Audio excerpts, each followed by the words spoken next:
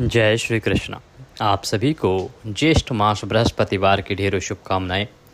प्रिय भक्तों, आज ज्येष्ठ मास का प्रथम बृहस्पतिवार है। बृहस्पतिवार के दिन आपको अवश्य सुननी चाहिए बृहस्पतिवार व्रत कथा। इसे जो कोई सुनता है, भगवान बृहस्पति देव उसकी सभी संकटों का हरण करते हैं। ऐसा माना जाता है कि इस कथा के श्रवण करने मात्र से ही मनुष्य के अनेकों दुख समाप्त हो जाते हैं। इस कथा के श्रवण के समय आप जो भी बृहस्पति देव से मांगते हैं, बृहस्पति देव उसे अवश्य पूरा करते हैं। जिन्होंने बृहस्पतिवार का व्रत किया है उन्हें तो ये कथा सुननी ही चाहिए। जिन्होंने व्रत नहीं किया है उन्हें भी ये कथा अवश्य सुननी चाहिए, क्योंकि यह बृहस्पति देव के आशीर्वाद की प्राप्ति का उत्तम माध्यम है। आइए कथा आरंभ करते हैं। उससे पहले आपसे निवेदन है कि भगवान की कथा का यह वीडियो है, कृपया इसे एक बार लाइक अवश्य कर दीजिएगा। बृहस्पति देव की कृपा प्राप्त करने के लिए, अपने व्रत की सफलता के लिए कमेंट बॉक्स में अवश्य लिखिएगा जय बृहस्पति देव। आप देख रहे हैं देवभूमि ज्योतिष संस्थान का प्रतिष्ठित यूट्यूब चैनल देवभूमि धार्मिक। सभी व्रत त्योहारों की सही शास्त्रीय जानकारियाँ प्राप्त करते रहने के लिए चैनल को सब्सक्राइब कीजिएगा, क्योंकि यहाँ पर जो व्रत त्योहार आदि हैं उनकी पंचांग के अनुसार और ज्योतिष शास्त्र के अनुसार जानकारी प्रदान की जाती है। कौन सा व्रत कैसे करना चाहिए, क्या विधि होनी चाहिए, क्या नियम होने चाहिए, क्या कथा होनी चाहिए। तो चैनल को सब्सक्राइब करें और बेल आइकन को अवश्य ही प्रेस करें। आइए कथा आरंभ करते हैं। ये कथा गुड़ और चना हाथ में लेके सुनी जाती है और केले की जड़ में पूजन किया जाता है। यदि आपके पास गुड़ चना है तो हाथ में लेके कथा श्रवण कीजिए, अन्यथा भगवान को हाथ जोड़ के उनका ध्यान करते हुए भी कथा सुन सकते हैं। आइए आरंभ करते हैं। अथ श्री बृहस्पतिवार व्रत कथायां प्रारंभ। भारतवर्ष में एक प्रतापी और दानी राजा राज्य करता था। वह नित्य गरीबों और ब्राह्मणों की सहायता किया करता था। यह बात उसकी पत्नी को, उसकी रानी को अच्छी नहीं लगती थी। वह ना तो गरीबों को दान देती, ना ही भगवान का पूजन करती थी और राजा को भी दान देने से मना किया करती थी। एक दिन राजा शिकार खेलने वन को गए हुए थे तो रानी महल में अकेली थी। उसी समय बृहस्पति देव साधु के वेश में राजा के महल में भिक्षा के लिए गए और भिक्षा मांगी। रानी ने भिक्षा देने से इनकार कर दिया और कहा, हे साधु महाराज, मैं तो दान पुण्य से तंग आ गई हूँ। मेरे पति सारा धन लुटाते रहते हैं। मेरी इच्छा है कि हमारा धन नष्ट हो जाए, फिर ना रहेगा बांस, ना रहेगी बांसुरी। साधु ने कहा, देवी तुम बड़ी विचित्र हो। धन संतान तो सभी चाहते हैं, पुत्र और लक्ष्मी तो पापी के घर में भी होनी चाहिए। यदि तुम्हारे पास अधिक धन है तो भूखों को भोजन दो, प्यासों के लिए प्याऊ बनवाओ, मुसाफिरों के लिए धर्मशालाएं खुलवाओ। जो निर्धन अपनी कुमारी कन्याओं का विवाह नहीं कर सकते उनका विवाह करा दो। ऐसे और कई काम हैं जिनके करने से तुम्हारा यश लोक परलोक में फैलेगा। परंतु रानी पर उपदेश का कोई प्रभाव ना पड़ा। वह बोली, महाराज आप मुझे कुछ ना समझाएं। मैं ऐसा धन नहीं चाहती जो सारी जगह बांटती फिरूं। साधु ने उत्तर दिया, यदि तुम्हारी ऐसी ही इच्छा है देवी तो तथास्तु। तुम ऐसा करना, बृहस्पतिवार के दिन घर लीपकर पीली मिट्टी से अपना सिर धोकर स्नान करना, भट्टी चढ़ाकर कपड़े धोना, अपने राजा से कहना कि हजामत बनवावे। ऐसा करने से तुम्हारा सारा धन नष्ट हो जाएगा। इतना कहकर वह साधु महाराज वहां से अंतर्ध्यान हो गए। साधु के अनुसार कही बातों को पूरा करते हुए रानी को केवल 3 बृहस्पतिवार ही बीते थे कि उसकी समस्त धन संपत्ति नष्ट हो गई। भोजन के लिए राजा का परिवार तरसने लगा। तब एक दिन राजा ने रानी से बोला कि हे रानी, तुम यहीं रहो, मैं दूसरे देश जाता हूँ, क्योंकि यहाँ पर सभी लोग मुझे जानते हैं, इसलिए मैं कोई छोटा काम नहीं कर सकता। ऐसा कहकर राजा परदेश चला गया। वहाँ वह जंगल से लकड़ी काट कर लाता, शहर में बेचता। इस तरह वह अपना जीवन व्यतीत करने लगा। इधर राजा के परदेश जाते ही रानी और दासी बहुत दुखी रहने लगी। एक बार जब रानी और दासी को 7 दिन तक भोजन नहीं मिला तो रानी ने अपनी दासी से कहा कि हे दासी, पास ही के नगर में मेरी बहन रहती है, वह बड़ी धनवान है, तो उसके पास जा और कुछ ले आ ताकि थोड़ी बहुत गुजर बसर हो जाए। दासी रानी की बहन के पास गई। उस दिन गुरुवार का दिन था और रानी की बहन उस समय बृहस्पतिवार की व्रत कथा सुन रही थी। दासी ने रानी की बहन को अपनी रानी का संदेश दिया, लेकिन रानी की बड़ी बहन ने कोई उत्तर नहीं दिया। जब दासी को रानी की बहन से कोई उत्तर नहीं मिला तो वह बहुत दुखी हुई और उसे क्रोध भी आया।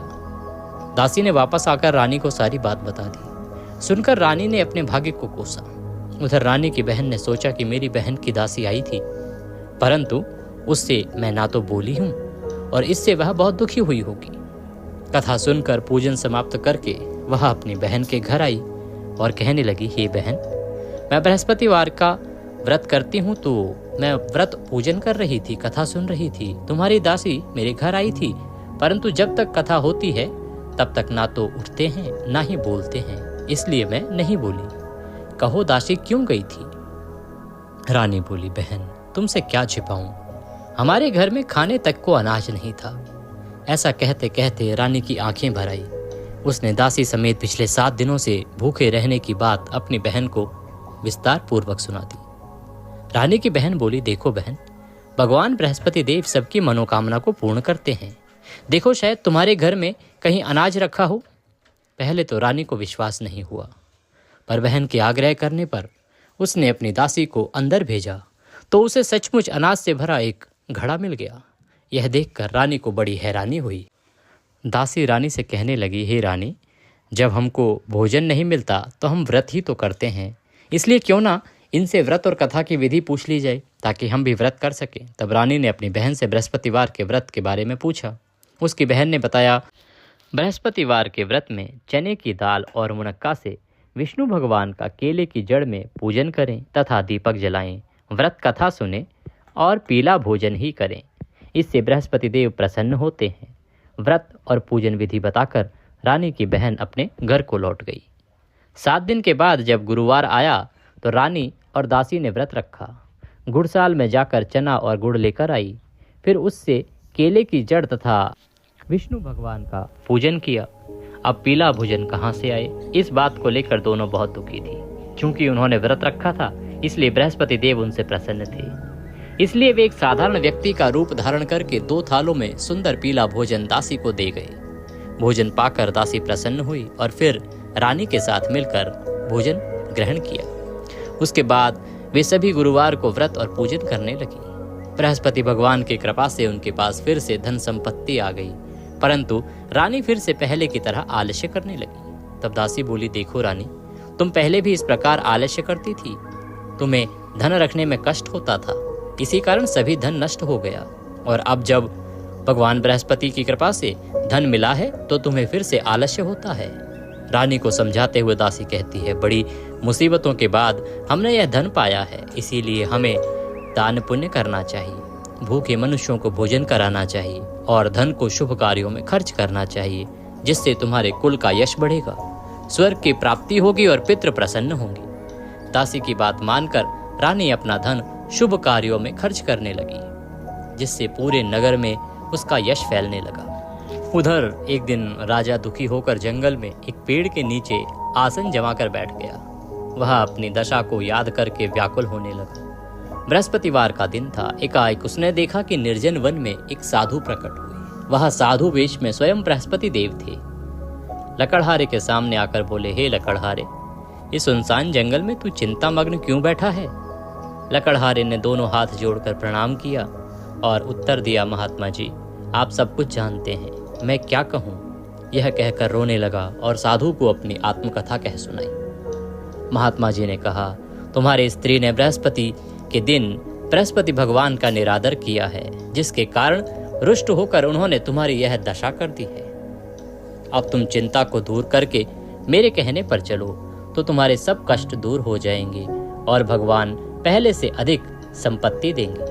तुम बृहस्पति के दिन कथा किया करो, 2 पैसे के चने मुनक्का लाकर उसका प्रसाद बनाओ और शुद्ध जल से लोटे में शक्कर मिलाकर अमृत तैयार करो। कथा के पश्चात अपने सारे परिवार और सुनने वाले प्रेमियों में अमृत व प्रसाद बांटकर आप भी ग्रहण करो। ऐसा करने से भगवान तुम्हारी सब मनोकामनाएं पूरी करेंगे। साधु के ऐसे वचन सुनकर लकड़हारा बोला, हे प्रभु, मुझे लकड़ी बेचकर इतना पैसा नहीं मिलता जिससे भोजन के उपरांत कुछ बचा सकूं। मैंने रात्रि में अपनी स्त्री को व्याकुल देखा है, मेरे पास कुछ भी नहीं है जिससे मैं उसकी खबर मंगा सकूं। साधु ने कहा, हे लकड़हारे, तुम किसी बात की चिंता मत करो। बृहस्पति के दिन तुम रोजाना की तरह लकड़ियां लेकर शहर को जाओ तुमको रोज से दुगना धन प्राप्त होगा, जिससे तुम भली भांति भोजन कर लोगे तथा बृहस्पति देव की पूजा का सामान भी आ जाएगा। इतना कहकर साधु अंतर्ध्यान हो गए। धीरे धीरे समय व्यतीत होने पर फिर वही बृहस्पतिवार का दिन आया। लकड़हारा जंगल से लकड़ी काटकर किसी शहर में बेचने को गया। उसे उस दिन बृहस्पति देव की कृपा से और दिनों से अधिक पैसा मिला। राजा ने चना गुड़ आदि लाकर गुरुवार का व्रत किया। उस दिन से उसके सभी क्लेश दूर हुए। परंतु जब दूसरा गुरुवार का दिन आया तो वह बृहस्पति देव का व्रत व पूजन करना भूल गया। इस कारण बृहस्पति भगवान नाराज हो गए। उस दिन उस नगर के राजा ने विशाल यज्ञ का आयोजन किया था। शहर में यह घोषणा करा दी गई थी कि कोई भी मनुष्य अपने घर में भोजन ना बनावे, ना आग जलावे। समस्त जनता मेरे यहाँ भोजन करने के लिए आवे। इस आज्ञा को जो ना मानेगा उसे फांसी की सजा दी जाएगी। इस तरह की घोषणा संपूर्ण नगर में राजा के द्वारा करा दी गई। राजा की आज्ञा अनुसार शहर के सभी लोग भोजन करने गए, लेकिन लकड़हारा कुछ देर से पहुंचा। इसलिए राजा उसको अपने साथ घर ले गए और ले जाकर भोजन करा रहे थे तो रानी की दृष्टि उस खूंटी पर पड़ी जिस पर उसका हार लटका हुआ था। वह वहां पर दिखाई नहीं दिया। रानी ने निश्चय किया कि मेरा हार इस मनुष्य ने चुरा लिया है। उसी समय सिपाहियों को बुलाकर उसको कारागार में डाल दिया गया। जब लकड़हारा कारागार में पड़ गया और बहुत दुखी होकर विचार करने लगा कि न जाने कौन से पूर्व जन्म के कर्म से मुझे यह दुख प्राप्त हुआ है, और उसी साधु को याद करने लगा जो कि जंगल में मिला था। उसी समय तत्काल बृहस्पति देव साधु के रूप में प्रकट हुए और उसकी दशा को देखकर कहने लगे, अरे मूर्ख, तूने बृहस्पति देव की कथा नहीं करी, इस कारण तुझे दुख प्राप्त हुआ है। अब चिंता मत कर, बृहस्पतिवार के दिन कारागार के दरवाजे पर 4 पैसे पड़े मिलेंगे। उनसे तू बृहस्पति देव की पूजा करना, तेरे सभी कष्ट दूर हो जाएंगे। बृहस्पति के दिन उसे 4 पैसे पड़े मिले। लकड़हारे ने कथा कही। उसी रात्रि को बृहस्पति देव ने उस नगर के राजा को स्वप्न में कहा, हे राजा, तुमने जिस आदमी को कारागार में बंद कर दिया है वह निर्दोष है। वह राजा है, उसे छोड़ देना। रानी का हार उसी खूंटी पर लटका है। अगर तू ऐसा नहीं करेगा तो मैं तेरे राज्य को नष्ट कर दूंगा। इस तरह रात्रि के स्वप्न को देखकर राजा प्रातःकाल उठा और खूंटी पर हार देखकर लकड़हारे को बुलाकर क्षमा मांगी तथा लकड़हारे को योग्य सुंदर वस्त्र आभूषण देकर विदा कर दिया। बृहस्पति देव की आज्ञा अनुसार लकड़हारा अपने नगर को चल दिया। राजा जब अपने नगर के निकट पहुंचा तो उसे बड़ा आश्चर्य हुआ। नगर में पहले से अधिक बाग, तालाब, कुएं तथा बहुत सी धर्मशालाएं, मंदिर आदि बन गए थे। राजा ने पूछा, यह किसका बाग और धर्मशालाएं हैं? तब नगर के सब लोग कहने लगे, यह सब रानी और बांदी के हैं। तो राजा को आश्चर्य हुआ और गुस्सा भी आया। जब रानी ने यह खबर सुनी कि राजा आ रहे हैं तो उन्होंने बांदी से कहा कि हे दासी, देख, राजा हमको कितनी बुरी हालत में छोड़ गए थे। हमारी ऐसी हालत देखकर वह लौट ना जाएं, इसीलिए तू दरवाजे पर खड़ी हो जा। आज्ञा अनुसार दासी दरवाजे पर खड़ी हो गई। राजा आए तो उन्हें अपने साथ लेवा लाई। तब राजा ने क्रोध करके अपनी रानी से पूछा कि यह धन तुम्हें कैसे प्राप्त हुआ? तब उन्होंने कहा, हमें यह सब धन बृहस्पति देव के इस व्रत के प्रभाव से प्राप्त हुआ है। राजा ने निश्चय किया कि 7 रोज बाद तो सभी बृहस्पति देव का पूजन करते हैं, परंतु मैं प्रतिदिन और 3 बार कहानी करूंगा तथा रोज व्रत किया करूंगा। अब हर समय राजा के दुपट्टे में चने की दाल बंधी रहती तथा दिन में 3 बार कहानी कहता। एक रोज राजा ने विचार किया कि चलो अपनी बहन के यहाँ हो आते हैं। इस तरह निश्चय करके राजा घोड़े पर सवार हो अपनी बहन के यहाँ चल दिया। मार्ग में उसने देखा कि कुछ आदमी एक मुर्दे को लिए जा रहे हैं। उन्हें रोककर राजा कहने लगा, अरे भाइयों, मेरी बृहस्पति देव की कथा सुन लो। वे बोले, लो, हमारा आदमी मर गया है, इसको अपनी कथा की पड़ी है। परंतु कुछ आदमी बोले, अच्छा कहो, हम तुम्हारी कथा भी सुनेंगे। राजा ने दाल निकाली और कथा सुनाना आरंभ किया। जब कथा आधी हुई थी कि मुर्दा हिलने लग गया और जैसे ही कथा समाप्त हुई तो राम राम कह के मनुष्य उठकर खड़ा हो गया। सभी लोग इस चमत्कार को देखकर हैरान रह गए। राजा वहां से आगे बढ़ा तो आगे मार्ग में उसे एक किसान खेत में हल चलाता मिला। राजा ने उसे देख और उससे बोला, अरे भैया, तुम मेरी बृहस्पतिवार की कथा सुन लो। किसान बोला, जब तक मैं तेरी कथा सुनूंगा तब तक 4 हरिया जोत लूंगा, जा अपनी कथा किसी और को सुनाना। इस तरह राजा आगे चल पड़ा। राजा के वहां से हटते ही बैल पछाड़ खाकर गिर गई तथा किसान के पेट में बड़ी जोर का दर्द होने लगा। उस समय उसकी माँ रोटी लेकर आई। उसने जब यह देखा तो अपने पुत्र से सब हाल पूछा और बेटे ने सभी हाल कह दिया। तो बुढ़िया दौड़ी दौड़ी उस घुड़सवार के पास गई और उससे बोली कि मैं तेरी कथा सुनूंगी, तू अपनी कथा मेरे खेत पर चलकर ही कहना। राजा ने बुढ़िया के खेत पर जाकर कथा कही, जिसके सुनते ही वह बैल उठ खड़े हुए तथा किसान के पेट का दर्द भी ठीक हो गया। राजा अपनी बहन के घर पहुंचा। बहन ने भाई की खूब मेहमानी की। दूसरे रोज प्रातः काल राजा जगा तो वह देखने लगा कि सब लोग भोजन कर रहे हैं। राजा ने अपनी बहन से कहा, क्या कोई ऐसा मनुष्य है जिसने भोजन नहीं किया हो? मेरी बृहस्पतिवार की कथा सुन ले। बहन बोली, हे भैया, यह ऐसा देश है कि यहाँ पहले लोग भोजन करते हैं, बाद में अन्य काम करते हैं। अगर कोई पड़ोस में हो तो मैं देख आती हूँ। वह ऐसा कहकर देखने चली गई, परंतु उसे कोई ऐसा व्यक्ति नहीं मिला जिसने भोजन ना किया हो। अतः वह एक कुम्हार के घर गई जिसका लड़का बीमार था और उसे मालूम हुआ कि उसके यहाँ 3 रोज से किसी ने भोजन नहीं किया है। रानी ने अपने भाई की कथा सुनने के लिए कुम्हार से कहा तो वह तैयार हो गया। राजा ने जाकर बृहस्पतिवार की कथा कही, जिसको सुनकर उसका लड़का ठीक हो गया। अब तो राजा की प्रशंसा होने लगी। एक रोज राजा ने अपनी बहन से कहा कि हे बहन, हम अब अपने घर जाएंगे, तुम भी तैयार हो जाओ। राजा की बहन ने अपनी सास से कहा तो सास ने कहा कि हाँ चली जा, परंतु अपने लड़कों को मत ले जाना, क्योंकि तेरे भाई की कोई औलाद नहीं है। बहन ने अपने भैया से कहा, हे भैया, मैं तो चलूंगी पर कोई बालक नहीं जाएगा।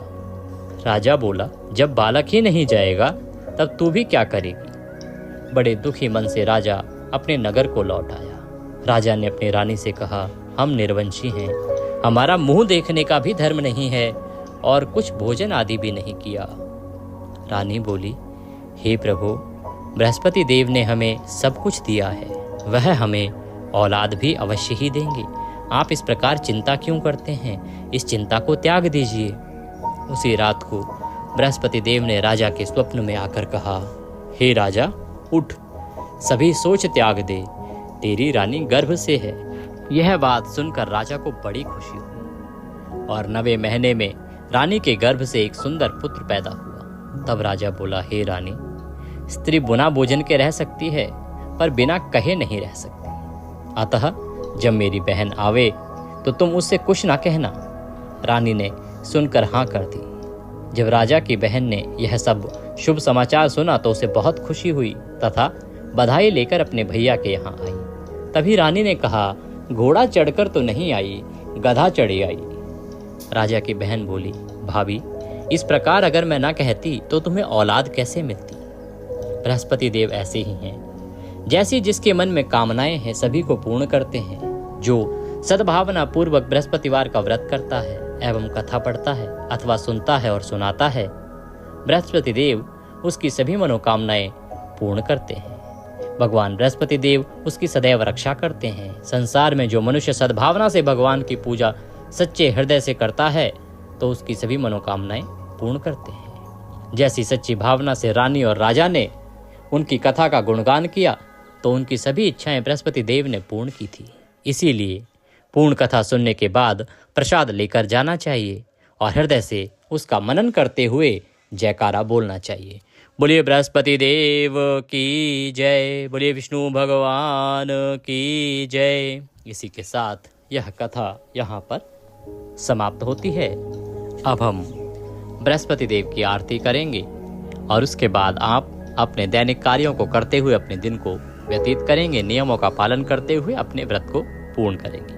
आइए जोत जला लीजिए और आरती आरंभ करते हैं। ओम कर्पूरगौरम करुणावतारम संसार सारम भुजगेन्द्रहारम सदा वसंतम दयार्विंदे भवम भवामी सहितं नमामि। ओम जय बृहस्पति देवा स्वामी, जय बृहस्पति देवा, छिन छिन भोग लगाओ कदली फल मेवा। ओम जय बृहस्पति देवा, तुम पूर्ण परमात्मा तुम अंतर्यामी स्वामी तुम अंतर्यामी। जगत पिता जगदीश्वर तुम सबके स्वामी। ओम जय बृहस्पति देवा। चरणामृत निर्मल सब पातक हरता स्वामी सब पातक हरता। सकल मनोरथ दायक कृपा करो भरता। ओम जय बृहस्पति देवा। तन मन धन अर्पण कर जो जन शरण पड़े। प्रभु जी जो जन शरण पड़े। प्रभु प्रकट तब होकर आकर द्वार खड़े। ओम जय बृहस्पति देवा। दीन दयाल दयानिधि भक्तन हितकारी प्रभु भक्तन हितकारी। पाप दोष सब हरता भवबंधन हारी। ओम जय बृहस्पति देवा। सकल मनोरथ दायक सब संशय तारो स्वामी सब संशय तारो। विषय विकार मिटाओ संतन सुखकार। ओम जय बृहस्पति देवा। जो कोई आरती तेरी प्रेम सहित गावे। प्रभु प्रेम सहित गावे।